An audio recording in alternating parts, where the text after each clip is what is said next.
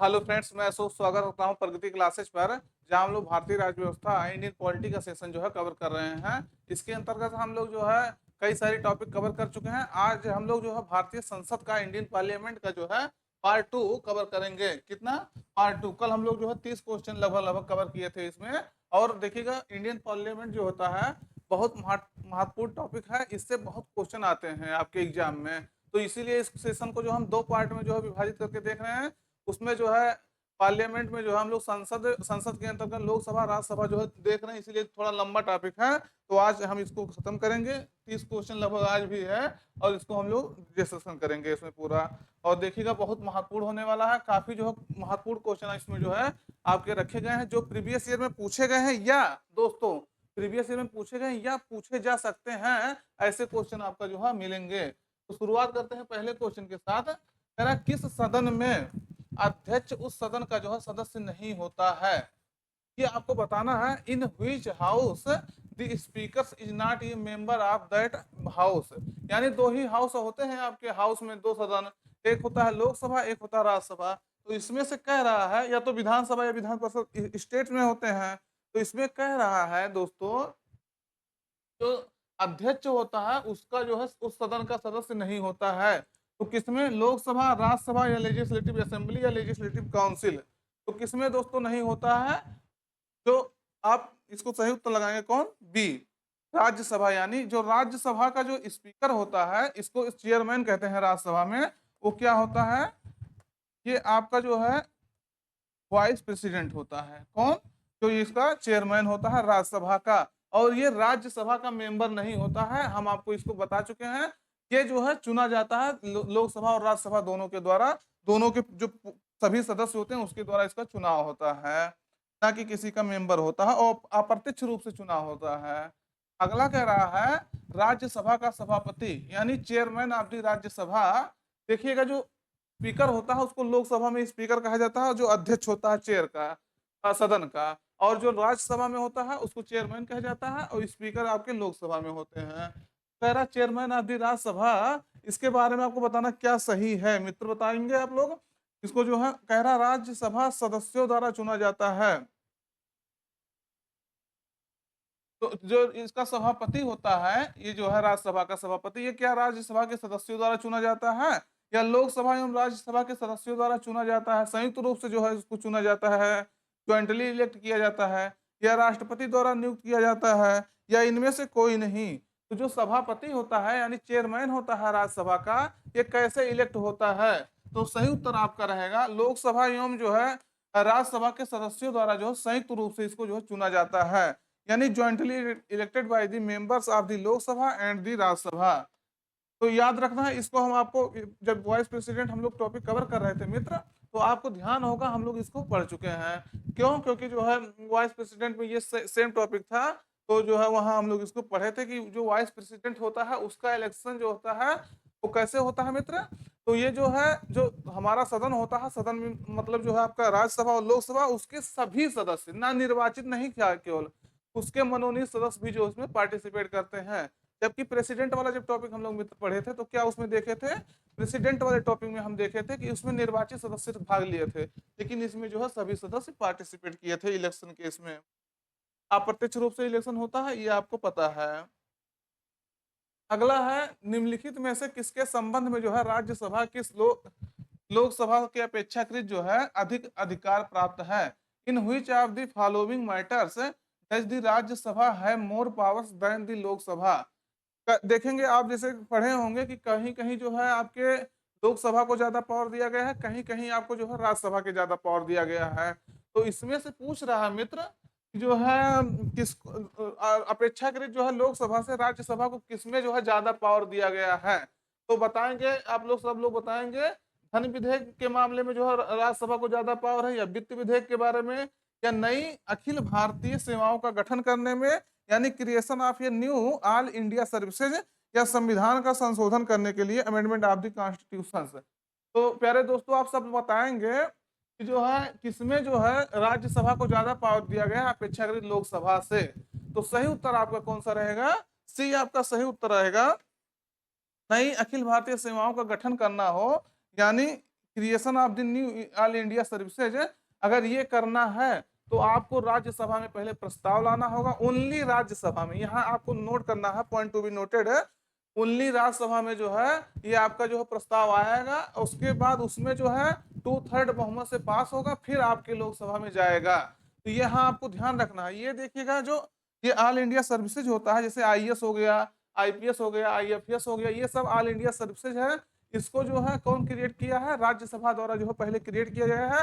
राज्यसभा द्वारा प्रस्ताव लाया जाता है, उसमें आर्टिकल भी एक है, इसको भी आपको ध्यान रखना। आर्टिकल 112, सॉरी देखिएगा यहाँ 112 नहीं है, आर्टिकल 312, 312, आर्टिकल 312 के अंतर्गत जो है इसमें क्या किया गया है, प्रावधान किया गया है कि अगर ऑल इंडिया लेवल पर कोई सर्विस गठित करना है तो उसको पहले राज्यसभा में प्रस्ताव लाया जाएगा और उसको 2/3 मेजोरिटी से पास करना होगा, और जब पास हो जाएगा तो लोकसभा में जाएगा, फिर वो जो है बनेगा।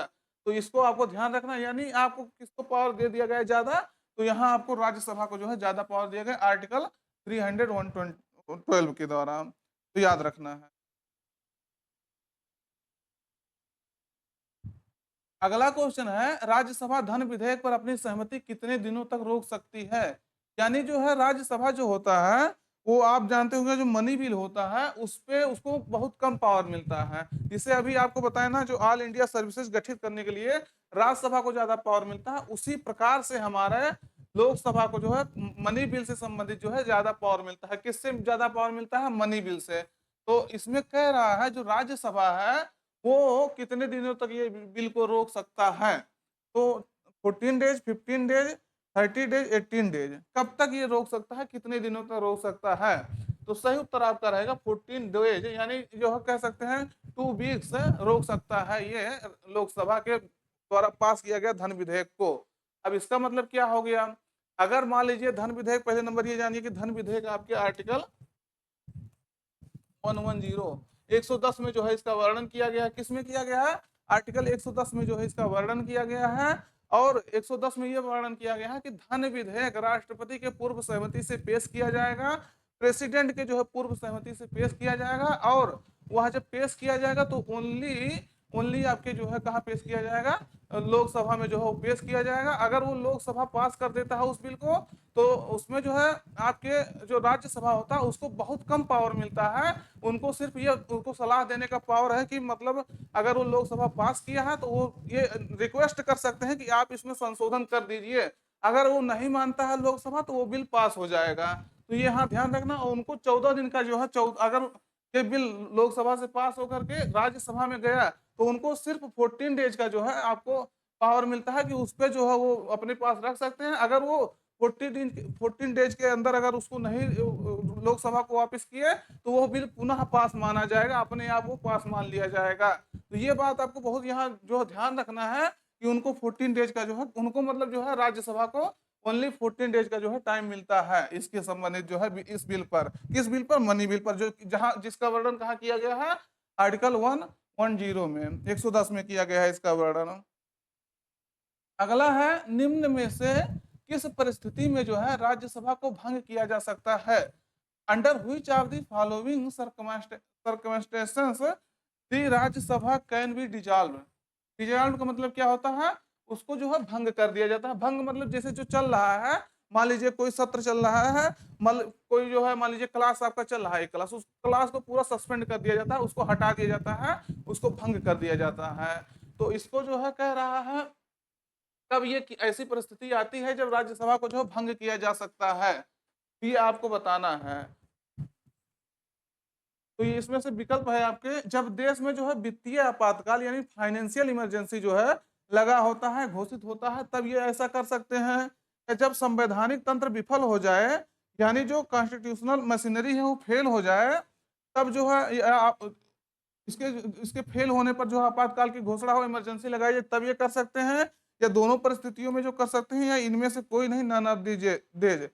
तो कब ये जो है किया जा सकता है? सही उत्तर आपको बताना है कब जो है हम राज्यसभा को डिजॉल्व कर सकते हैं। तो राज्यसभा आपको पता होगा, राज्यसभा एक अस्थाई सदन है, बड़ों का सदन है। राज्यसभा कभी डिजॉल्व नहीं होता है, कभी भंग नहीं होता है। राज्यसभा के जो है 1/3 जो है सदस्य 1/3 मेंबर्स इसके जो है क्या होते हैं, 1/3 सदस्य जो है, जस्ट 1 मिनट, ऐसा हल्का लग रहा है, तो 1/3 सदस्य इसके क्या होते हैं, प्रति जो है दो दो वर्ष पर जो है दूसरे वर्ष क्या होते हैं, दूसरे वर्ष जो है ये जो है हट जाते हैं और नए सदस्य इसमें जो है जुड़ जाते हैं। तो ये कभी जो है आपका डिजॉल्व नहीं होता, कभी भंग नहीं होता, इसीलिए इसको जो है परमानेंट हाउस कहा जाता है, अस्थायी सदस्य कहा अस्थायी सदन जो है कहा जाता है। किसको? राज्यसभा को। तो इसमें आपका कौन सा सही रहेगा विकल्प आपका? तो इनमें से कोई नहीं सही रहेगा, ये आपको ध्यान रखना है। अगला क्वेश्चन है, अगला क्वेश्चन दोस्तों देखते हैं, राष्ट्रपति द्वारा राज्यसभा के लिए जो है कला यानी आर्ट, साहित्य यानी लिटरेचर, विज्ञान साइंस और आदि क्षेत्रों में जो है 12 सदस्यों को जो है नॉमिनेट किया जाता है, मनोनीत किया करने की जो है व्यवस्था भारतीय संविधान के किस आर्टिकल्स में के अंतर्गत जो है आता है? तो किस आर्टिकल्स में मतलब ये कहा गया है कि जो प्रेसिडेंट होता है वो राज्यसभा में 12 लोगों को जो है 12 मेंबर्स को जो है जो विज्ञान के क्षेत्र में, साइंस के क्षेत्र में, लिटरेचर के क्षेत्र में, आर्ट के क्षेत्र में, इस सब में जो है अच्छे काम करते हैं, अच्छे ज्ञान जानकार होते हैं, उनको जो है उनको 12 लोगों को मनोनीत करेगा, नॉमिनेट करेगा। तो किस आर्टिकल्स में यह वर्णन किया गया है? आर्टिकल 324, 84, 80, 88। तो किसमें वर्णन किया गया है? तो आपको बताना है ये किसमें वर्णन किया गया है। आर्टिकल 80 में जो है दोस्तों इसका वर्णन किया गया है। कहाँ किया गया है? आर्टिकल 80 में वर्णन किया गया है कि जो है प्रेसिडेंट जो होता है वो 12 मेंबर को जो है नॉमिनेट करेगा, कहाँ? इन राज्यसभा में। तो याद रखना। अगला है, निम्नलिखित में से किसमें जो है राज्यसभा की कोई भूमिका नहीं होती है? यानी in which of the following the Rajya Sabha has no role. तो राज्यसभा का कोई रोल इसमें नहीं है। जो ये चार चीज दिया गया, चार विकल्प आपका, राज्यसभा को इसमें कोई पावर नहीं दिया गया है। उपराष्ट्रपति के निर्वाचन में क्या उसको कोई पावर नहीं दिया गया है? वाइस प्रेसिडेंट के निर्वाचन में? या जो स्पीकर होता है, अध्यक्ष होता है, उसके निर्वाचन में क्या उसको कोई पावर नहीं दिया गया है? या प्रेसिडेंट जो होता है उसको इम्पीच करना हो, महाभियोग उस पर लगाना, तो क्या उसको कोई पावर नहीं दिया गया उसमें? या सर्वोच्च न्यायालय के न्यायाधीश को हटाने में जो है रिमूवल ऑफ द जो है जज ऑफ द सुप्रीम कोर्ट। तो किसमें जो है आपको दोस्तों बताना है राज्यसभा की कोई भूमिका नहीं होती है। तो अभी हम आपको बताएं जो है यहाँ क्या कह रहा है, पहले इसको दूसरे विकल्प को देखिए, यही आपका सही रहेगा। अध्यक्ष के निर्वाचन में, in the election of the speaker. अभी हम आपको बताएं ना स्पीकर कौन होता है। स्पीकर आपका जो है कौन होता है, ये आपका जो है स्पीकर आपके लोकसभा का होता है। और जो चेयरमैन होता है वो कौन होता है? चेयरमैन आपके जो है चेयरमैन आपके राज्यसभा का होता है। तो यहाँ इलेक्शन जब होगा स्पीकर का, तो स्पीकर मतलब क्या, लोकसभा की ये सदस्य जो लोकसभा की जो है अध्यक्षता करता है, तो स्पीकर जो है लोकसभा के सदस्यों द्वारा चुना जाएगा, ना कि राज्यसभा के सदस्यों द्वारा। तो राज्यसभा की इसमें कोई भूमिका नहीं होगी। तो याद रखना है प्यारे मित्रों, इसको जो है क्वेश्चन बहुत महत्वपूर्ण है, ये सब क्वेश्चन जो है कई बार आपसे पूछा गया है। अगला है, सर्वप्रथम किस फिल्म अभिनेता को जो है राज्यसभा का सदस्य मनोनीत किया गया था?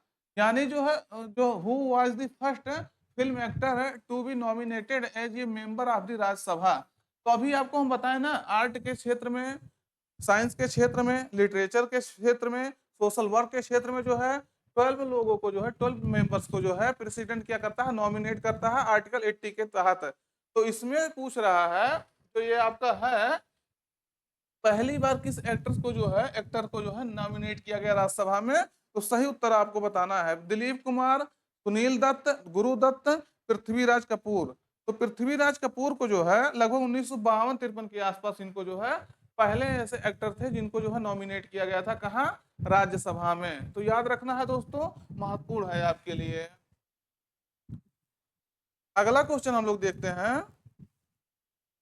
राज्यसभा के लिए नामित प्रथम फिल्म अभिनेत्री यानी कौन थी? यानी who was the first film actress. तो वहां जो है एक्टर था, यहाँ एक्ट्रेस है, नॉमिनेट किया गया था टू दी राज्यसभा। तो ये आपको बताना है दोस्तों, कौन किस एक्टर्स को जो है जो सामाजिक कह लीजिए कि आर्ट के क्षेत्र में पहली बार नॉमिनेट किया गया था प्रेसिडेंट के द्वारा इन राज्यसभा। तो किसको किया गया था? नरगिस दत्त को, वैजयंती माला को, हेमा मालिनी को, जयललिता को। तो किसे किया गया था?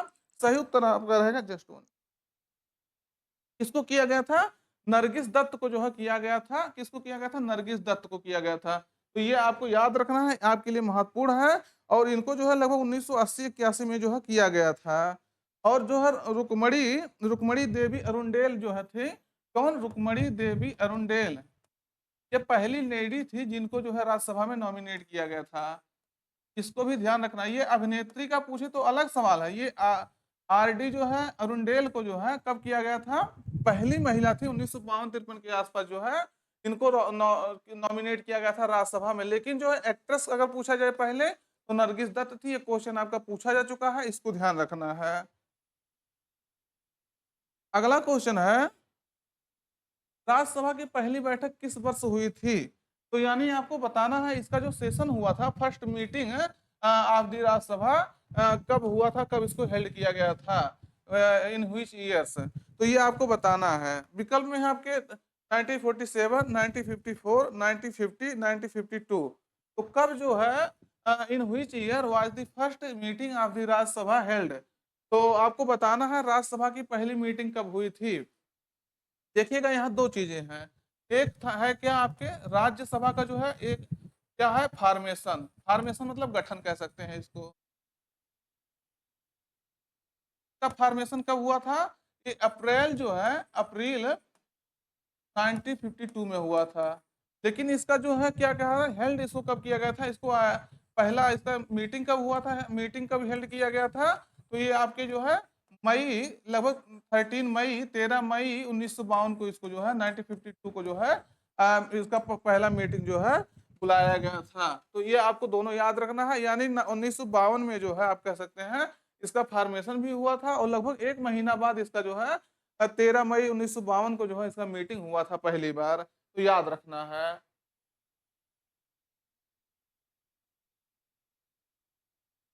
अगला क्वेश्चन देखते हैं,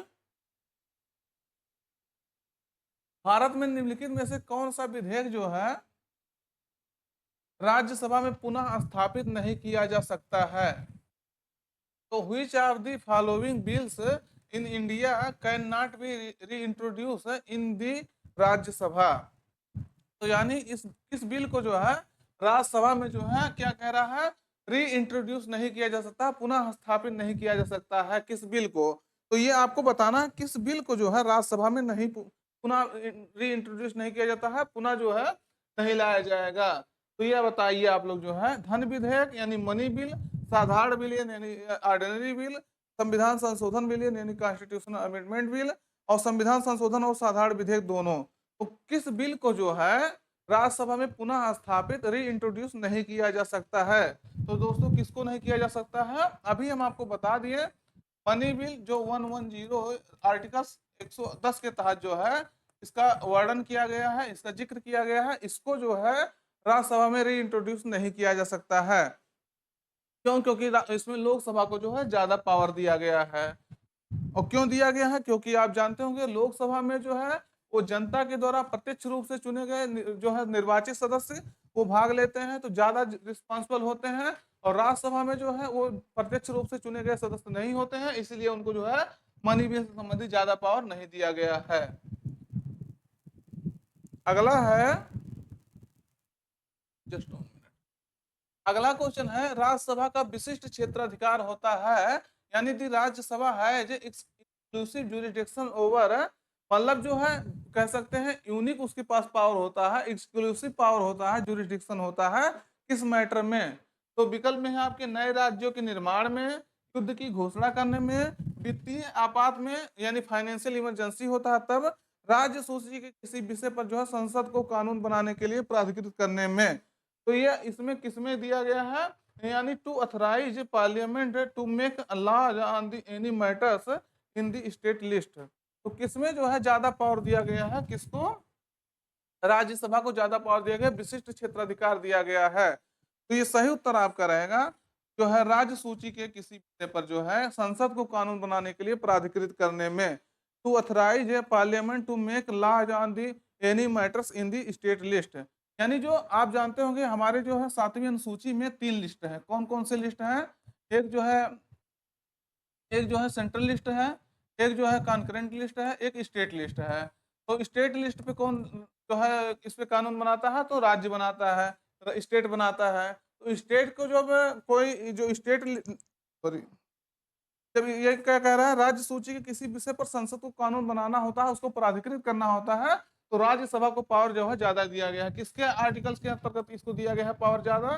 तो आर्टिकल है आपके 249 249 के तहत इसको जो है ज्यादा पावर दिया गया है कि वह जो है राज्य सूची से संबंधित किसी विषय को जो कानून बनाना हो, तो पहले राज्यसभा में प्रस्ताव जाएगा, फिर वो 2/3 बहुमत से जो है मेजोरिटी से पास होगा, फिर वो जो है पास होकर फिर लोकसभा में जाएगा। तो यानी दो पावर आपको देखने को मिला कि लोकसभा से जो है राज्यसभा को ज्यादा दिया गया है। किसको? एक आर्टिकल 312 का प्रयोग होना है, 312 का प्रयोग करना है, या 249 का प्रयोग करना है, 249 का प्रयोग करना है, तब दो पावर इनको जो है ज्यादा दिया गया है। किसको? राज्यसभा को। अगला है राज्यसभा के संबंध में जो है त्रुटिपूर्ण, यहाँ त्रुटि है, त्रुटिपूर्ण कथन को पहचानिए, यानी आइडेंटिफाई द, ये देखिए फॉल्स स्टेटमेंट्स कह लीजिए, फॉल्स स्टेटमेंट रिगार्डिंग राज्यसभा। तो किसको बताना है कि कौन सा राज्यसभा के संबंध में जो है गलत कथन है, फॉल्स कथन है, फॉल्स स्टेटमेंट है। डॉक्टर एस राधाकृष्णन जो है राज्यसभा के एकमात्र सभापति हैं, तो लगातार 2 कार्यकाल तक जो है इस पद पर रहे हैं। तो क्या ये बात आपका सही है? क्या ये बात आपका सही है कि राधा कृष्णन जो है अभी तक केवल एकमात्र जो है कौन बने हैं, सभापति बने हैं, या कह लीजिए जो है वाइस प्रेसिडेंट बने हैं जो लगातार जो है 2 कार्यकाल तक इस पद पर रहे हैं? या प्रथम संविधान संशोधन के लिए जो है राज्यसभा का समर्थन नहीं किया गया था? या वर्तमान में जो है संघ राज्य क्षेत्रों से जो है 8 सदस्य राज्यसभा में निर्वाचित होते हैं? या 3 अवसरों पर जो है अभी तक राज्यसभा और लोकसभा की संयुक्त बैठक, ज्वाइंट मीटिंग जो है आयोजित हुई है? तो किस मैटर में जो है राज्यसभा के संबंध में जो है ये बातें सही नहीं कही गई है? तो प्यारे दोस्तों, आपको बताना है राज्यसभा के बारे में कौन सी बात सही नहीं है। तो आपको ये पता होना चाहिए कि हमारे जो डॉक्टर एस राधाकृष्णन थे, ये कौन थे? ये हमारे वाइस प्रेसिडेंट थे, सभापति थे किसके? राज्यसभा के, पहली बार। और लगातार ये जो है 1952 से लेकर के 1962 तक, 1962 तक जो है ये क्या थे? देश के वाइस प्रेसिडेंट थे, राज्यसभा के सभापति थे, चेयरमैन ऑफ द राज्यसभा थे। लेकिन उसके बाद से जो है हमारे हामिद अंसारी जो है 2017 तक, ये कब तक? 2017 तक जो है ये क्या थे? 2007 से 17 तक। कब से? 2007 से लेकर के जो है 17 तक ये क्या थे? ये भी वाइस प्रेसिडेंट थे, चेयरमैन ऑफ द राज्यसभा थे, 10 साल तक लगातार ये भी। तो 2 बार 2 टर्म के लिए ये थे। यानी पहला स्टेटमेंट आपका जो है ये एकमात्र नहीं होगा, ओनली वन नहीं होगा ये। तो ये आपको यानी पहला उत्तर आपका जो है गलत हो गया, तो ये आपको ध्यान रखना है। बाकी जितने दिए गए हैं, जो पहला संविधान संशोधन हुआ था उसके लिए राज्यसभा का समर्थन नहीं लिया गया था, उसको जो है उसका वो नहीं किया गया था। फिर कह रहा है जो वर्तमान में जो है, वर्तमान में संघ राज्य क्षेत्रों से 8 सदस्य जो है राज्यसभा में निर्वाचित होते हैं, ये भी बात आपका सही है, 8 सदस्य होते हैं। अभी तक 3 बार जो है ज्वाइंट सेशन हम लोग का बुलाया गया है। कब कब बुलाया गया है? आपको हम कल वाले सेशन में बता चुके थे। 1960 में जो है दहेज प्रथा पे बुलाया गया था, 1977 में जो बुलाया गया था, और 2002 में जो है बुलाया गया था। ये कब? आतंकवाद निवारण जो है कानून, आतंकवाद के जो है विरोध में कानून पास करने के लिए बुलाया गया था ज्वाइंट सेशन। तो अभी तक ओनली 3 टाइम्स जो है हम लोग ज्वाइंट सेशन बुलाए हैं, प्रेसिडेंट जो है बुलाए हैं। कितने बार? 3 टाइम्स। ये आपको याद रखना है। तो ये भी यानी आपका सही रहेगा। आपका कौन गलत है? केवल केवल जो है ये गलत है, यानी आपका सही उत्तर कौन हो जाएगा? ए हो जाएगा। अगला है लोकसभा में अनुसूचित जाति के लिए जो है आरक्षित स्थानों की संख्या कितनी है? यानी what is the number of seats reserved for the schedule caste? SC के लिए जो है कितने सीटें रिजर्व किया गया है, कहाँ? लोकसभा में। तो आप सुने होंगे, कई बार मित्रों सुने होंगे कि ये सीट जो है किसके लिए रिजर्व कर दिया गया है। यहाँ जो है जनरल से कोई कैंडिडेट जो है या ओबीसी से कोई कैंडिडेट जो है इलेक्शन में पार्टिसिपेट नहीं कर पाएगा। ये आप सुने होंगे जो है कई बार जब इलेक्शन होता है लोकसभा का, या सॉरी लोकसभा का, तो उसमें जो है आप ये बातें सुने होंगे। लेकिन जो है पूछ रहा, तो ये तो आरक्षित होता है, सीटें रिजर्व होती हैं, लेकिन आपको ये बताना है कितने सीटें जो है रिजर्व है लोकसभा में। तो 59, 69, 79, 84। तो कितने सीटें आपका रिजर्व है? सही उत्तर आपका रहेगा 84 सीटें आपका जो है रिजर्व है। और ये भी आपसे पूछा जा सकता है, क्या पूछा जा सकता है, किस राज्य से जो है सबसे ज्यादा सीटें जो है एससी के लिए, शेड्यूल कास्ट के लिए रिजर्व है? तो आपको सही उत्तर लगाना है कौन सा, उत्तर प्रदेश जो है, यूपी जो है, यूपी से 17 सीट जो है एससी के लिए जो है रिजर्व है, शेड्यूल कास्ट के लिए रिजर्व है। सेकंड प्लेस पे देखेंगे तो आपका वेस्ट बंगाल है, लगभग 10 सीटें जो है यहाँ से क्या है, रिजर्व है। तो ये भी आपको ध्यान रखना, क्वेश्चन इस मॉडल में क्वेश्चन पूछा जा चुका है, हम इसी के माध्यम से आपको बता दिए हैं, जो है इस क्वेश्चन को हम जो है पिक नहीं किए हैं। तो याद रखना है सबसे ज्यादा कहां से है, यूपी से है। आपको ये भी पता होगा उत्तर प्रदेश जो हमारा है वहां 80 सीट जो है लोकसभा में है, यानी कह सकते हैं उत्तर प्रदेश से जो है देश का प्रधानमंत्री जो है, एक प्रधानमंत्री बनाने में जो है उत्तर प्रदेश का बहुत महत्व होता है। तो ये भी आपको याद होना मतलब याद होना चाहिए कि हाँ 80 सीट जो है सबसे ज्यादा सीट कहाँ से है, आपके उत्तर प्रदेश से है। क्यों है, क्योंकि आप जानते होंगे लोकसभा या राज्यसभा का जो सीटों का अलॉटमेंट किया गया है वो कैसे किया गया है, पॉपुलेशन के आधार पे किया गया है, ना कि जो है क्षेत्रफल के एरिया के आधार पे ना कि किया गया है। तो पॉपुलेशन को जो है मेन आधार बनाया गया है। तो ये आपको ध्यान रखना है, किसको बनाया गया है, पॉपुलेशन को आप आधार बना करके सीटों का अलॉटमेंट किया गया है। अगला है, वर्तमान लोकसभा में जो है प्रत्येक राज्य के लिए स्थानों का आवंटन जो है आधारित है, यानी the allocations of seats to each state in the present Lok Sabha is based on. तो किस पे ये बेस्ड है, किस पे आधारित है, तो इसमें हम जो है मतलब किस जनसंख्या पर आधारित है ये पूछा है। अभी हम तो आपसे एक क्वेश्चन बता दें कि पॉपुलेशन पे आधारित है, लेकिन ये पॉपुलेशन नहीं पूछ रहा है दोस्तों, ये क्या पूछ रहा है आपका, ये सेंसस पूछ रहा है, किस किस समय का सेंसस पे ये आधारित है। तो 1951 के सेंसस पर, 1961 के सेंसस पर, या जो है 1971 या 1991, 1991 हाँ, किस सेंसस पर जो है आधारित है, जो अभी वर्तमान सीटें हैं अलॉट किया गया है।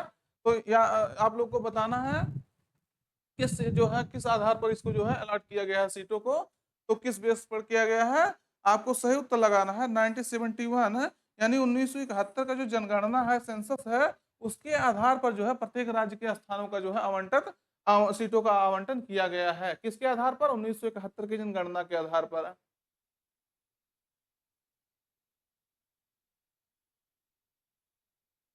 अगला फिर देखते हैं हम लोग, देखिएगा दोस्तों ये सब क्वेश्चन इतने महत्वपूर्ण है, इतने महत्वपूर्ण है कि कितना भी कहा जाए कम है। क्यों, क्योंकि देखते होंगे कोई भी एग्जाम उठा लीजिए, कोई भी एग्जाम, क्वेश्चन आपको यहाँ से जरूर मिलेंगे, और जरूर मिलेंगे, हर बार मिलेगा, चाहे जब आप अभी कोई रिसेंट आपको पेपर हुआ हो या रिसेंट होने वाला है, उठा के आप देख लीजिएगा ना, पेपर मिलेगा तो फिर हमको कहिएगा। इतने महत्वपूर्ण महत्वपूर्ण क्वेश्चन यहाँ से बनते हैं, लोकसभा हो गया, राज्यसभा हो गया, प्रेसिडेंट हो गया, फंडामेंटल राइट्स हो गया, ये सब टॉपिक इतने इंपॉर्टेंट है कि इस सबको टॉपिक को आप छोड़ नहीं सकते। कहीं आपका जो है पॉलिटी से अगर दो क्वेश्चन भी आ रहा तो यहाँ से आपको क्वेश्चन मिल ही जाएगा। तो अगला क्वेश्चन हम लोग देखते हैं, लोकसभा का चुनाव जो है लड़ने के लिए इच्छुक व्यक्ति की न्यूनतम आयु होनी चाहिए, यानी the minimum age for the persons wishing to the contest elections to the Lok Sabha should be.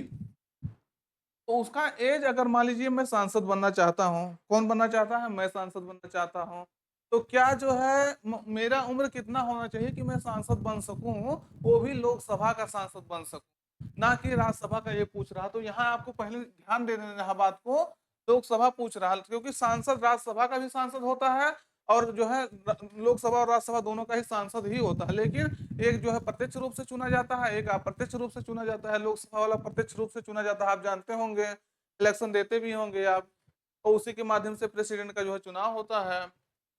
तो आपका कितनी उम्र होनी चाहिए, पहले ये बताना है कि आप लोग इसमें से जो सेशन देख रहे हैं, कौन कौन इसके एलिजिबल हो गया है कि वो जो है लोकसभा में पार्टिसिपेट कर सकता है, इलेक्शन में उसके पार्टिसिपेट कर सकता है। और कौन कौन, आपको ये भी बताना है कौन कौन वोटिंग के जो है, हमको लग रहा है जितने भी लोग देख रहे हैं वो सब वोटिंग के लायक, वोटिंग के जो है एज उनका क्रॉस कर गया होगा, क्योंकि 18 वर्ष के अगर कोई व्यक्ति जो है पूरा कर लेता है 18 वर्ष, तो उसको वोट देने का अधिकार हो जाता है। लेकिन यहाँ जो है इलेक्शन में पार्टिसिपेट करने के लिए लोकसभा में कितना उम्र चाहिए, 21 ईयर्स, 25, 30, 35। तो कितना चाहिए दोस्तों, 25 जो है एज चाहिए, किसके लिए, लोकसभा के लिए। अब यहाँ तीनों देख लेना है, क्योंकि आप अगर चाहते हैं कि हम इलेक्शन में पार्टिसिपेट करना चाहते हैं, मैं भविष्य में इलेक्शन लड़ना चाहता हूँ, किसके लिए? लोकसभा के लिए, राज्यसभा के लिए या प्रधान के लिए, जो ग्राम जो मुखिया जी होते हैं, क्या जो है प्रेसिडेंट के लिए, तो आपको हम तीनों बताते हैं, सब बताते हैं। पहले ये जानिएगा कि 21 ईयर्स जो है, 21 ईयर्स किसके लिए होता है? जो आपका मुखिया जी होता है, आप जानते होंगे कहीं कहीं मुखिया जी कहते हैं बिहार वगैरह में, और यूपी में इसको प्रधान कहते हैं, और कहीं कहीं कुछ और कहते हैं। इसके लिए आपका कितना उम्र चाहिए? 21 ईयर चाहिए। याद रखेंगे आप लोग इसको, क्वेश्चन इससे पूछा गया है। 25 किसके लिए चाहिए? आपके लोकसभा के लिए चाहिए। कितना चाहिए? 25 ईयर्स। अभी एक क्वेश्चन और आपको बताते हैं, इंटरेस्टिंग है, उसको भी थोड़ा ध्यान रखना है। 30 ईयर्स आपके किसके लिए होना चाहिए? राज्यसभा के लिए होना चाहिए। और प्रेसिडेंट और वाइस प्रेसिडेंट के लिए कितना चाहिए? 35 चाहिए। तो ये बात आपको अब बहुत ध्यान से इसको याद रखना है कि जो है कितना कितना ये चाहिए। 21 ईयर आपके प्रधान के लिए जो लोकल लेवल पे होता है, 25 आपकी लोकसभा के लिए, और लोकसभा में फिर आपका जो है इसको भी काउंट कर सकते हैं, जो विधायक होते हैं, विधायक लोग के लिए भी जो है एक कितना चाहिए? 25 ईयर चाहिए। इसको भी आपको यही ध्यान रखना है। और 35 जो है किस सॉरी 30 कितना चाहिए राज्यसभा के लिए, और 35 जो है किसके लिए चाहिए? 35 आपके प्रेसिडेंट और वाइस प्रेसिडेंट के।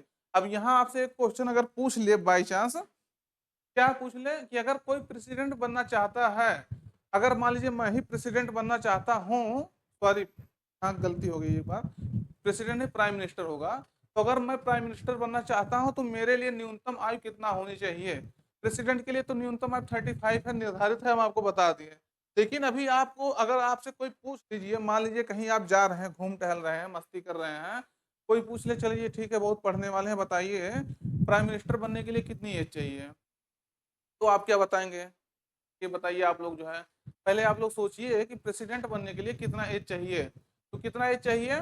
तो आपको कह सकते हैं 25 ईयर जो है चाहिए मिनिमम एज। ऐसा क्यों आप कह रहे हैं? क्यों? क्योंकि जो है 25 ईयर इसलिए कह रहे हैं क्योंकि लोकसभा का सदस्य बनने के लिए आपको 25 ईयर ये चाहिए। और हमारे प्रेसिडेंट जो हमारे जो सॉरी प्राइम मिनिस्टर क्या होते हैं? वो लोकसभा के जो है नेता अगर हैं, लोकसभा में जो है वो नेता बन सकते हैं, लोकसभा के जो है सदस्य बन सकते हैं, तो जो है प्राइम मिनिस्टर बन सकते हैं। तो इसलिए जो अगर कोई लोकसभा सदस्य बनने के योग्य है तो प्राइम मिनिस्टर बनने के योग्य है। तो यहाँ आपको याद रखना 25 ईयर आपके लिए कितना हो जाएगा? प्राइम मिनिस्टर के लिए होगा। तो अब आपको बताना कितने लोग इसमें से जो लेक्चर देख रहे हैं, सेशन देख रहे हैं, कितने लोग प्राइम मिनिस्टर बन सकते हैं, और कितने लोगों की इच्छा है कि मैं प्राइम मिनिस्टर भविष्य में बनूं? देखिएगा कम ही लोग बन पाएंगे, लेकिन लोग की इच्छा एक बार कहती है कि हाँ मैं भी एक बार जो है प्राइम मिनिस्टर बनता तो कितना अच्छा होता, देश का भला कर देता। और कितने लोग तो सोचते होंगे कि हाँ सब चीज मेरे कंट्रोल में हो जाता, एक बार मैं प्राइम मिनिस्टर बन जाता तो जो चाहता वो करता। जो है अब सोचना है आपको किस तरह से आप सोचते हैं।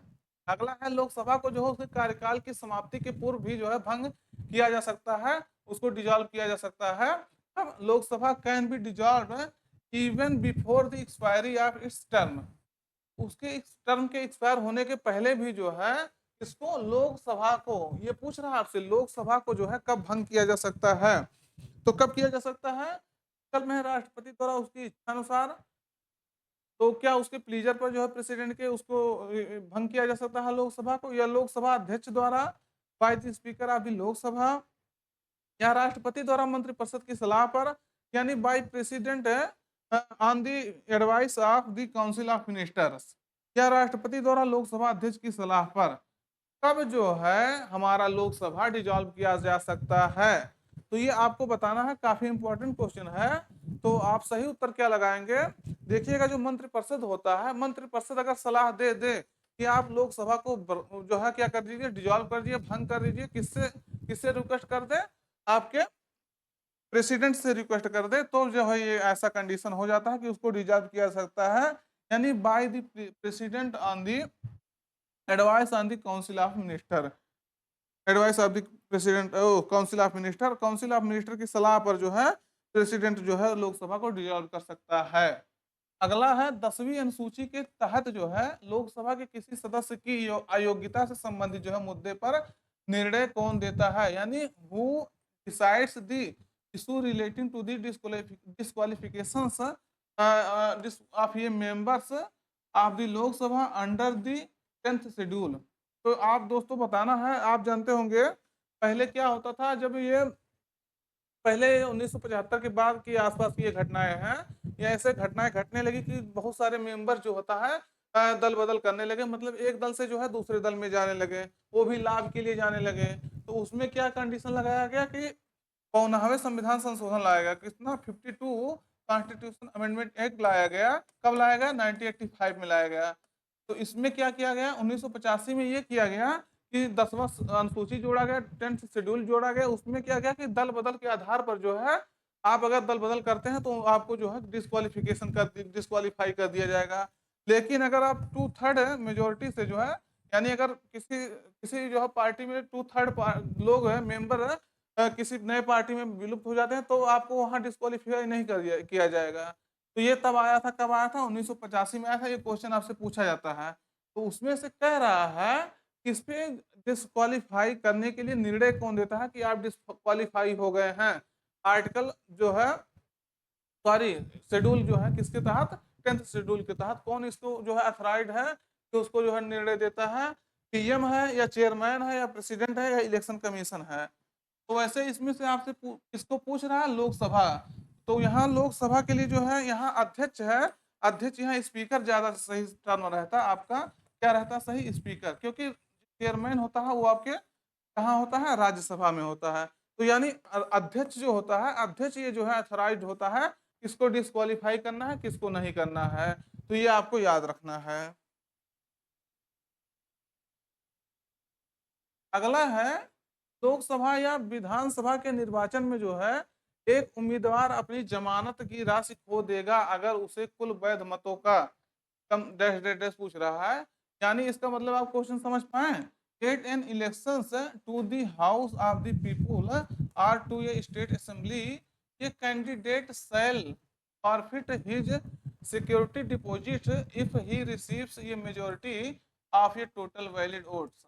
यानी कह रहा है, मान लीजिए आप पार्टिसिपेट कर रहे हैं किसमें? इलेक्शन में। किसके? लोकसभा के। लोकसभा या पूछ रहा दोनों में से, लोकसभा या विधानसभा दोनों, मतलब राज्य में भी या तो पार्टिसिपेट कर रहे हैं या तो आपके लोकसभा केंद्र में कर रहे हैं, पार्टिसिपेट कर रहे हैं। इलेक्शन मान लीजिए आप लड़ रहे हैं, तो लेकिन इलेक्शन में आपको कुछ जो है डिपॉजिट मनी रखना पड़ता है बैंक के पास। तो इसमें जो है जो मनी रखा जाएगा, कह रहा वो आपका चला जाएगा, अब आपको नहीं मिल पाएगा। कब?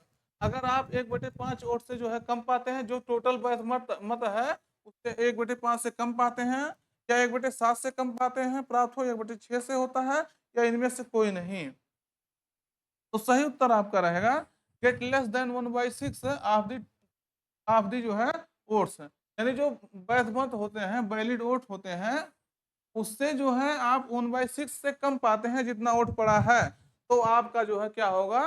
जो डिपॉजिट मनी होता है वो नहीं मिल पाता है। इसको कहते हैं जमानत जब्त हो जाना।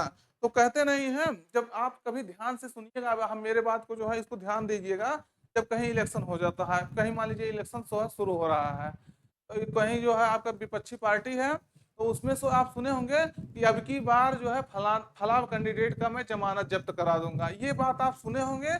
लेकिन अभी आप जब इसको टर्म के माध्यम से पढ़ रहे हैं तो थोड़ा सा आपको लग रहा होगा, लेकिन ये बात आप जरूर सुने होंगे कि अभी फला कैंडिडेट का अब की बार मैं जमानत जब्त करवा दूंगा। तो इसका मतलब यही होता है कि अगर उसको हम है 1/6 वोट भी नहीं लाने देंगे। तो ये आपको ध्यान रखना है। अगला है मित्र, कोई वित्तीय बिल यानी फाइनेंशियल बिल प्रस्तावित हो सकता है, प्रपोज्ड हो सकता है। ये फाइनेंशियल बिल में भी प्रपोज्ड। तो कहाँ जो है वित्तीय बिल लाया जा सकता है? केवल राज्यसभा में, यानी only in Rajya Sabha, only in Lok Sabha, in both the house of जो है हाउसेज, दोनों सदनों में एक साथ लाया जा सकता है। दोनों सदनों में कैसे हो? संयुक्त सेशन में, ज्वाइंट सेशन में जो है लाया जा सकता है। तो फाइनेंस बिल को जो है कहाँ लाया जा सकता है? अभी हम आपको मनी बिल तो बता दिए, 110, यानी आर्टिकल जो है 110 के तहत आपका जो है मनी बिल को कहाँ लाया जा सकता है? लोकसभा में लाया जा सकता है। लेकिन आर्टिकल 117 1 और 2 दो पार्ट होते हैं इसके, सॉरी 1 और 3 होता है मुख्यतः। क्या? फाइनेंशियल बिल से संबंधित है। तो इसमें क्या होता है? ये भी आपके जो है केवल है लोकसभा में, ओनली लोकसभा में इसको जो है लाया जा सकता है, प्रपोज किया जा सकता है। तो ये बात भी आपको ध्यान रखना है। अगला है किसी विशेष दिन जो है लोकसभा में अधिकतम कितने तारांकित प्रश्न स्टार्ड क्वेश्चन जो है पूछे जा सकते हैं। यानी what is the maximum number of starred questions. Starred question मतलब जो होता आप समझते हैं क्या होता है, अभी इसको बताते हैं। That can be asked in the Lok Sabha on a particular day. यानी एक दिन में जो है आप लोकसभा में कितने जो है तारांकित जो है प्रश्न पूछ सकते हैं, स्टार्ड क्वेश्चन जो है पूछ सकते हैं। तो 15, 20, 25 ये कोई सीमा नहीं है। तो पहले आप जानिएगा, इसको आप ध्यान से थोड़ा देख लीजिएगा। एक होता है आपका तारांकित क्वेश्चन, तारांकित प्रश्न, इसे स्टार्ड क्वेश्चन कहते हैं। एक होता है अतारांकित प्रश्न।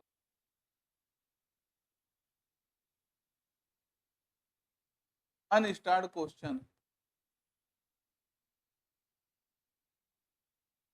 दोनों में अंतर क्या होता है? लोकसभा में अगर मान लीजिए तारांकित प्रश्न आया तो इसका मतलब ये हो गया इस पे जो है स्टार लगाया है। क्या लगाया है? स्टार लगाया है। इसको आपको जो है मौखिक रूप में उत्तर देना है। किसको? तारांकित प्रश्न का उत्तर जो है मौखिक रूप में देना है। और इस पे जो है सप्लीमेंट्री क्वेश्चन आप नहीं पूछ सकते हैं। किस पे? सॉरी, इस पे पूछ सकते हैं। इसको जो है पहले नंबर जानिए कि मौखिक रूप से आपको आंसर देना है। मौखिक रूप मतलब क्या? क्वेश्चन आप क्या तारांकित क्वेश्चन है, आप जो है मौखिक रूप से पूछे, इधर से अगला पार्टी जो है आपको मौखिक रूप से उसका आंसर दिया, और इस पे जो है सप्लीमेंट्री क्वेश्चन अनुपूरक प्रश्न भी जो आप पूछ सकते हैं। और अतारांकित प्रश्न क्या होता है? इसका आंसर जो होता है आपको लिखित रूप में देना होता है। जो क्वेश्चन पूछा गया है अनस्टार्ड है, उस पर कोई स्टार नहीं लगा हुआ है, मतलब इस पे स्टार नहीं लगा है। इसको लिखित रूप में आपको जो है रिटन फॉर्म में आपको आंसर देना है। और ये आपके जो है इस पे सप्लीमेंट्री क्वेश्चन आप नहीं पूछ सकते हैं, अनुपूरक क्वेश्चन जो है इस पे नहीं कर सकते हैं। तो दोनों याद रखना है। और एक दिन में आप जो है 20 स्टार्ड क्वेश्चन पूछ सकते हैं, जो है 20 तारांकित क्वेश्चन आप पूछ सकते हैं। ये आपको याद रखना है। अगला है लोकसभा में मंत्रिपरिषद के जो है विरुद्ध अविश्वास का प्रस्ताव लाने हेतु न्यूनतम सदस्य क्या है? यानी the maximum number of members to bring a non confidence motions against the council of minister in the Lok Sabha. तो आप जानते होंगे आर्टिकल 75 में जो है, इसमें आर्टिकल 75 में ये कहा गया है कि जो मंत्रिपरिषद होता है वो कलेक्टिवली यानी सामूहिक रूप से लोकसभा के प्रति क्या होता है? रिस्पॉन्सिबल होता है, उत्तरदायी होता है। आर्टिकल 20 कहा गया है, 75 में कहा गया है। यहाँ क्वेश्चन पूछ रहा है, अगर मान लीजिए जो विपक्ष है उसका ये हुआ कि आपके विश्वास नहीं है मंत्रिपरिषद के ऊपर, तो वो अविश्वास प्रस्ताव लाता है, नो कॉन्फिडेंस मोशन लाता है। तो नो कॉन्फिडेंस मोशन लाने के लिए, अविश्वास प्रस्ताव लाने के लिए कितने सदस्यों की सहमति उस पर होना आवश्यक है? तो आपको इसको ध्यान रखना है। इसमें पहले ये देखिए 20, 30, 50, 17, तो किससे में कितने सदस्य चाहिए? तो 50 मेंबर्स आपके जो है आवश्यक होते हैं।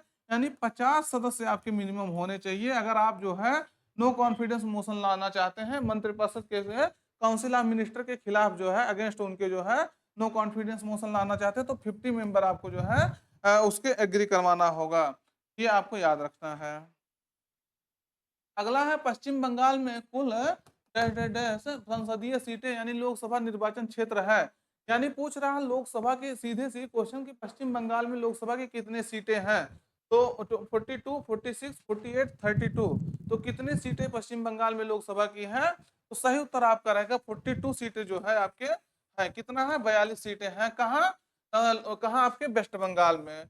तो यहाँ आपको ध्यान रखना, हम आपको पहले बता दिए जो उत्तर प्रदेश है पूरे जो है देश में सबसे ज्यादा लोकसभा की सीटें कितनी है?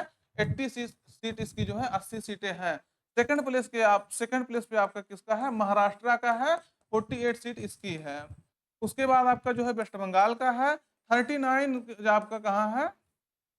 39 आपका जो है तमिलनाडु का है।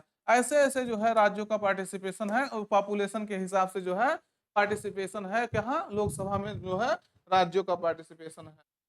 तो याद रखना पश्चिम बंगाल में कितना सीटें हैं? 42 सीटें हैं। अगला है संसद के दोनों सदनों की संयुक्त बैठक को जो है भेजा गया विधेयक का पारित होना होता है। यानी the bill send to the joint sitting of the both the houses of parliament has to be passed by. तो जो है अगर संयुक्त बैठक हुआ है, ज्वाइंट सेशन हुआ है, जो आपको हम बताए थे आर्टिकल 108 के तहत जो है ज्वाइंट सेशन होता है, किसका ज्वाइंट सेशन होता है, लोकसभा और राज्यसभा का ज्वाइंट सेशन होता है। प्रेसिडेंट इसको जो है क्या कहता है, कॉल करता है ज्वाइंट सेशन के, और जो स्पीकर होता है लोकसभा का उसको ये जो है चेयर करता है। तो उपस्थित सदस्यों के साधारण बहुमत से इसको जो है पास होना चाहिए संयुक्त बैठक का, या कुल सदस्यों के पूर्ण बहुमत से, टोटल मेजोरिटी से, एब्सोल्यूट मेजोरिटी से, या उपस्थित सदस्यों के 2/3 बहुमत से, या वो उपस्थित सदस्यों के 3/4 बहुमत से। तो जब ज्वाइंट सेशन होता है तो जब जैसे ज्वाइंट सेशन हुआ तो वहां कोई बिल पास होने के लिए ज्वाइंट सेशन आएगा। तो ज्वाइंट सेशन जब बैठा तो उसमें तो क्या होना चाहिए, कैसे बिल पास होगा, तो उपस्थित सदस्यों के साधारण बहुमत से, यानी by an simple majority of the member present. तो जो उपस्थित सदस्य हैं दोस्तों, उसके जो है सिंपल मेजोरिटी से क्या होगा, आपका ज्वाइंट सेशन में बिल पास होगा। आपको बता दिए ज्वाइंट सेशन कौन कॉल करता है, कौन जो है इसको चेयर करता है, सब आपको हम बता ही दिए। अगला है निम्नलिखित राज्यों या संघ शासित क्षेत्रों के जो है क्षेत्र के समूह में से किसकी लोकसभा में केवल एक सीट है, यानी which are the following group of the state या यूनियन टेरिटरी, यानी दोनों दिया है, स्टेट्स भी है इसमें, यूनियन टेरिटरी है, has only one seat in the Lok Sabha. समझ पाए क्वेश्चन ना, कि केवल इसमें से एक ग्रुप आपको बताना है जिसका सिर्फ और सिर्फ एक सीट है, कहाँ, राज्यसभा में नहीं, लोकसभा में पूछ रहा है। कि राज्यसभा वाला कल हम सीटें आपको कुछ सीटें बताए हैं, लोकसभा आपको बताना है। तो चंडीगढ़ सिक्किम मिजोरम में क्या जो है एक ही सीट है, या गोवा मेघालय नागालैंड में एक ही सीट है, या मणिपुर दादरा और नगर हवेली या पुडुचेरी में एक सीट है, या अरुणाचल प्रदेश सिक्किम लक्षद्वीप में एक सीट है। तो कहाँ दोस्तों एक सीट है ओनली, सही उत्तर आपको कौन लगाना है, पहला चंडीगढ़, सिक्किम और मिजोरम, तीनों में क्या है, एक एक सीट कहाँ है, लोकसभा का एक एक सीट है। गोवा में देखेंगे तो गोवा में कितनी सीटें हैं, 2 सीटें हैं, मेघालय में 1 सीटें हैं, नागालैंड में भी आपका 1 सीट है। मणिपुर दादरा नगर हवेली पुडुचेरी, देखिए पुडुचेरी में आपको कितना है, 1 है, यहाँ आपके जो है मणिपुर में 2 है, और जो है अब फिर नीचे आएंगे यहाँ भी 2 है, मिजो अरुणाचल प्रदेश में, सिक्किम में आपका कितना है, 1 है, और लक्षद्वीप में जो है 1 है। तो यानी आप देखेंगे कौन सा ग्रुप आपका मैच खा रहा है, तो ये आपका पहला ग्रुप खा रहा मैच, चंडीगढ़ सिक्किम और मिजोरम, ये जो स्टेट है यहाँ आपकी कितनी सीटें हैं, ओनली 1 सीट है, किसका, लोकसभा का। तो ये आपको बहुत ध्यान से ध्यान याद रखना। देखिएगा जो छोटे राज्य हैं उसके लगभग लगभग 1 या 2 सीट हैं, जैसे पूर्वोत्तर के राज्य असम को छोड़ दिया जाए तो उसमें 1 या 2 सीट हैं, सिक्किम हो गया 1 सीट है, गोवा हो गया आपका 2 सीट हो गया। उसी तरह से जो बड़े स्टेट हैं जो है, जैसे उत्तर प्रदेश आपका है, तमिलनाडु है, हम ये सब आपको भी बता दिए। तो यहाँ भी आपको ध्यान रखना है, क्यों ध्यान रखना है, क्योंकि डायरेक्ट आपके सीट मिलाने के लिए आता है किस राज्य का जो है कितनी सीटें हैं। अगला क्वेश्चन हम लोग देखते हैं, प्रथम लोकसभा का गठन जो है कब हुआ था। तो ये जो फॉर्मेशन है, when was the first Lok Sabha constitute, या उसका फॉर्मेशन कब हुआ था, कॉन्स्टिट्यूट कब हुआ था, गठन कब हुआ था। तो आपको बताना है 1950, 1948, 1952, 1951। तो कब हुआ था दोस्तों इसका जो फॉर्मेशन, इसका कॉन्स्टिट्यूट कब किया गया था लोकसभा को, तो वो आपका जो राज्यसभा वाला आंसर था वही आपका इसका भी सही रहेगा। यानी इसका फॉर्मेशन देखेंगे, गठन जिसको कहते हैं, कॉन्स्टिट्यूट जिसको कब किया गया था, तो अप्रैल जो है 1952 में किया गया था, 1952 में किया गया था। कब किया गया था, लेकिन इसका जो जो हुआ था, क्या हुआ था, सिटिंग हुआ था, इसका पहला मीटिंग हुआ था। मीटिंग कब इसका हेल्ड किया गया था, तो आपके कब किया गया था, वो भी आपका 13 मई को 1952 को। तो ये बातें भी आपको ध्यान रखना है, ये आपसे डेट भी पूछता है। अगला है, निम्नलिखित में से कौन सा विधेयक जो है केवल लोकसभा में ही पेश किया जा सकता है, यानी which of the following bills can be introduce only in Lok Sabha. तो ये बात अगर आपको हम बताएं इतना देर से, तो आपको जो है हमको लग रहा है निश्चित रूप से इसको ध्यान रखना होगा कि कौन सा बिल केवल जो है लोकसभा में पेश किया जा सकता है, इंट्रोड्यूस किया जा सकता है। क्या संविधान संशोधन बिल, कॉन्स्टिट्यूशन अमेंडमेंट बिल, या सरकारी विधेयक गवर्नमेंट बिल, या धन विधेयक मनी बिल, या निजी सदस्य विधेयक प्राइवेट मेंबर बिल। तो किसको जो है केवल लोकसभा में इंट्रोड्यूस किया जा सकता है, तो हम आपको बता ही दिए मनी बिल को जो है केवल आपके जो है कहाँ लाया जा सकता है, आपके कहाँ लाया जा सकता है, लोकसभा में इंट्रोड्यूस किया जा सकता है। किसके तहत किया जा सकता है, आर्टिकल 110 110 के तहत जो है जिक्र किया गया है इसका, और ये लोकसभा में केवल पेश किया जा सकता है। देखेंगे ये क्वेश्चन आपका जो है पूछा गया है। अगला है, प्रत्येक राज्य में जो है लोकसभा की सीटों का निर्धारण परसीमन आयोग यानी डिलिमिटेशन कमीशन द्वारा जो है किया जाता है। तो इस परसीमन को जो है किस वर्ष तक रोक दिया गया है, यानी जो डिलिमिटेशन कमीशन होता है उसको रोक दिया गया है, कब तक के जो है स्टॉप कर दिया गया है। तो 2028, 30, 27, 26 यानी जो है कब तक इसको रोक दिया गया है, तो 2026 के तहत तहत इसको तब तक इसको जो है रोक दिया गया है। और कब रोका गया था, 34 कॉन्स्टिट्यूशन अमेंडमेंट एक्ट आया था 2002 में। कब आया था, 2002 में। 2002 में जो है 84वें संविधान संशोधन के द्वारा इसको जो है रोक दिया गया है, डिलिमिटेशन कमीशन के थ्रू जो है इसको रोक दिया गया है कि 2026 तक जो सीट है वो सेम बना रहेगा जो जैसे बना है। तो ये आपको याद रखना है। अगला है, भारतीय संसद के परिप्रेक्ष्य में जो है शून्यकाल यानी जीरो हावर्स किसे कहते हैं।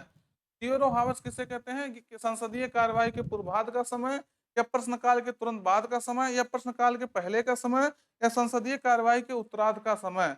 तो आपको सही उत्तर यहाँ लगाना है। जो प्रश्नकाल होता है, question hour, the time immediately, question hour, हाँ सही कह रहा, the time immediately following question hour, यानी प्रश्नकाल के जो तुरंत बाद से होता है सेशन, वो आपका क्या होता है, जीरो हावर्स होता है। और जीरो हावर्स भारत की संसदीय प्रणाली की देन है। ये आपके जो है 12 से लेकर के जो है 1 PM तक होता है। और ये 1962 से जो है इस प्रणाली को अपनाया गया है। किसको अपनाया गया है, जीरो हावर्स को अपनाया गया है। कब से, 1962 से। और भारत की ही संसदीय प्रणाली में ये जो है प्रचलित है। तो ये आपको ध्यान रखना। जीरो हावर्स मतलब क्या होता है, उसमें जो है बिना किसी जो है सूचना के आप प्रश्न पूछ सकते हैं, इसके लिए कोई अलॉटमेंट आपको नहीं करवाना पड़ता है। अगला और लास्ट क्वेश्चन है, लोकसभा की बैठक किस प्रकार समाप्त की जाती है, की जा सकती है। तो जो है how is the meeting of the Lok Sabha ended है। तो कब कैसे एंड किया जा सकता है उसकी मीटिंग को, तो विघटन द्वारा, डिजोल्यूशन द्वारा, या प्रोरोगेशन द्वारा, सत्रावसान द्वारा, या स्थगन द्वारा, एडजर्नमेंट द्वारा, या इनमें से सभी द्वारा। तो किसके द्वारा जो है किया जा सकता है दोस्तों, सही उत्तर आपका रहेगा इनमें से सभी द्वारा जो है, ऑल ऑफ दीज, इसके सभी द्वारा जो है क्या किया जा सकता है, आपकी मीटिंग को जो है, जो लोकसभा की बैठक है उसको जो है स्थगित किया जा सकता है। ये आपको ध्यान रखना, इसको एंड किया जा सकता है।